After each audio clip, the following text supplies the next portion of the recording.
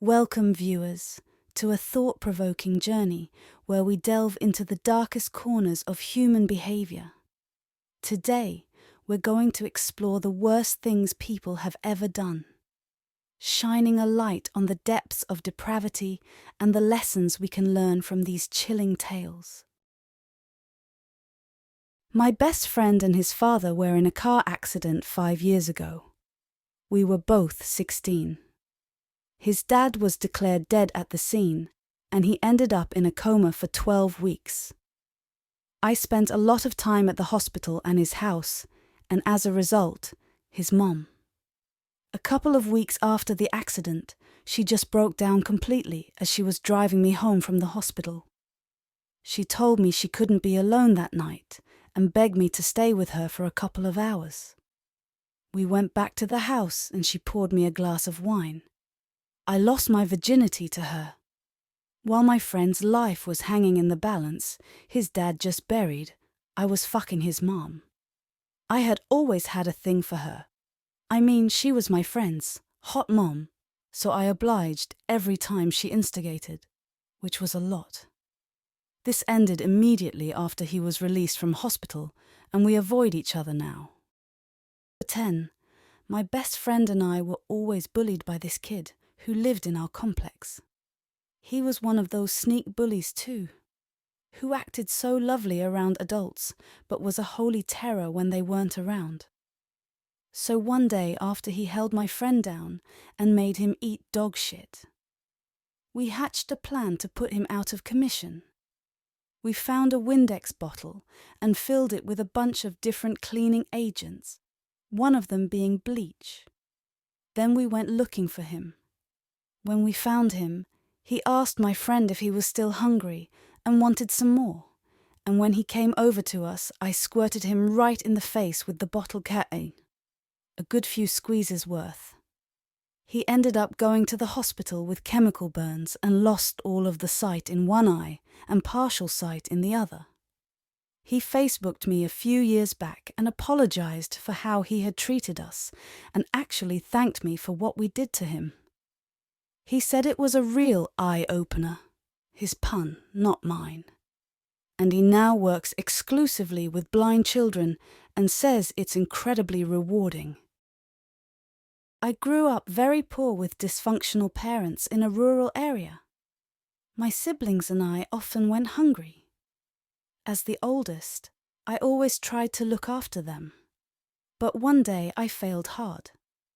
When I was 7 and my little brother was 5, I was playing outside and he appeared with a bologna sandwich that he had somehow scraped together from what he could find in the kitchen. It was just a single piece of meat on 2 squished pieces of dried bread. No cheese, no condiments, nothing else. When I saw what he had, in a fit of jealousy, I knocked it out of his little fingers onto the ground. He immediately burst into tears and started bending down to pick it up off the ground. Before he could pick it up out of the dirt, the local pack of stereotypical dogs that a poor rural family keeps pushed him over and ate the sandwich. He just lied there on the ground, covered in dust, crying and repeating over and over, "I made it to share with you." I am now 30 and we have a close relationship.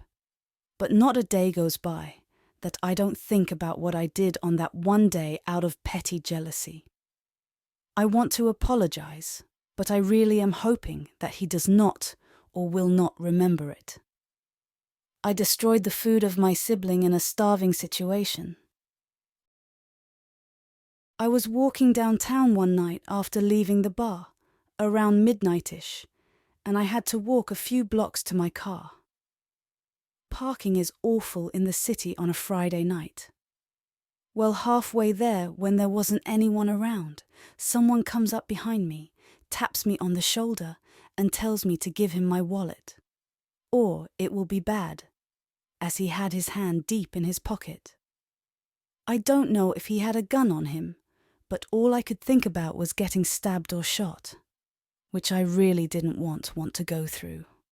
So I preempted him, reached for my wallet and grabbed my knife, put my hand in his face and stabbed him in the stomach 3 times, and ran as hard as I could for probably a mile. Never told anyone, never called the cops, as it seemed like that would put me in a worse spot. No idea what happened to him. Probably stabbed a guy to death. I was walking in a big city in an area unfamiliar to me in the evening this summer, a few hours before sundown. It was in a residential area, about a 20-minute walk from the city centre. There wasn't a whole lot of people on the street and only a little bit of traffic. Now, on to the actual event.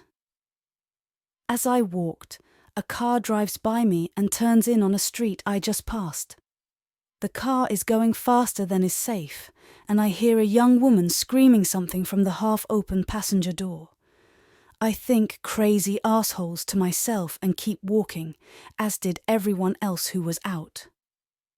It was only later that night when I thought back on it that I realized something. The woman had screamed, "Help!"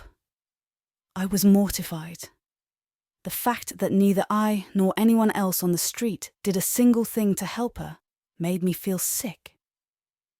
As far as I know, no one checked up on the situation. No one called the cops. No one did anything. The worst thing is I have no idea what happened to the girl. She could have been victim of a kidnapping for all I know. Sugar. This was about 20 years ago, so it's been a while. I grew up in NY. The school I went to had about 3 white kids, 2 Hispanic and 2,300 or so black students. I was one of the white kids. I was a typical inner-city child, listened to punk, skateboarded, and all that. I got jumped, a lot. To the point where I eventually left school, but this story is one of the reasons I left. So there were twins at the school. Let's call them John and John Tay. They always picked on me. I guess having a mohawk and liking the dead Kennedys was enough to lump me in with skinheads. So all the white kids at the school were labelled as skinheads, even though none of us were. I was standing in front of my locker, getting books, and both of them snuck up behind me. I felt a really hard slap on the side of my head, where it was shaved, and the pain was actually pretty intense. I turned around to fight whoever just hit me, only to see those 2 and about 15 other kids. The principal was standing on the other side of these kids with a smirk on his face. I could do nothing except mutter, "You'll get yours alone." It was later on that day when I got my chance. I saw John walking towards the stairs. It was a 3-story school and we were on the top floor. I lost all self-control as the anger hit me and I ran at him full speed. I actually jumped and hit him with both feet in his back and the back of his head, right as he hit the top of the stairs to go down. He flew the entire 15 stairs or so and hit his head on the wall. He was completely knocked out. I could faintly hear the screams as I flew down the stairs to him. People were telling me to stop, even though I spent years of getting my ass handed to me by these guys and never being able to fight them one-on-one. This was my first chance. I hit the landing where his body was laying, and I jumped in the air and landed both feet on his head. That sound is something I will never forget. From what I understand, he had surgery from that.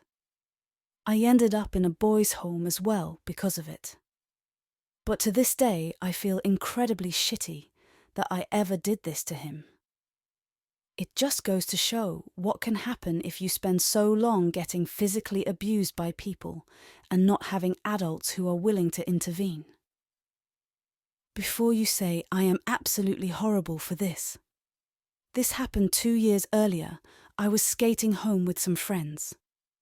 We were on the road and who walks out of a store but the twins?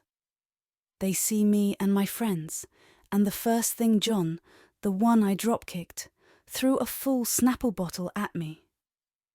It hit me right in the nose and shattered the bridge of my nose.